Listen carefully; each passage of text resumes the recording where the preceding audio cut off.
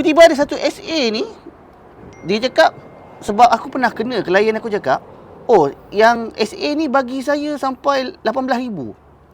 Bila aku fikir, aku sebagai SA, contoh aku SA, jual kereta, aku boleh bagi paling tinggi pun 8,000 Katalah ni. Londe semua habis semua commission. commission. Ambil 200 je contoh kan. Kita ambil upah hantar kita je lah kan. Itu kira Itu pun still kena top up lagi duit tau.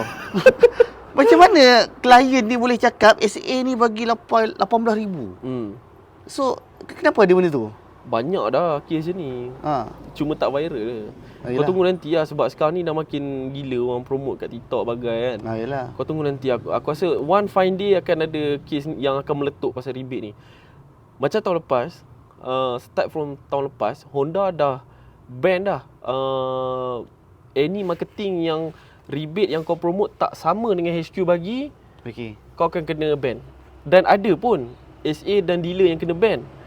Sebab aku tak tahu apa sebab dia, tapi itu Honda yang buat lah. Cuma pesanan aku lah, sebenarnya nothing is too good to be true.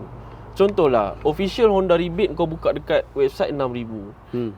Takkanlah boleh dapat ada SA boleh bagi kau 15,000. Itulah kata, kalau contohlah komisen satu kereta, anggaplah tinggi lah 1,000 lah, kata 1,000 lah.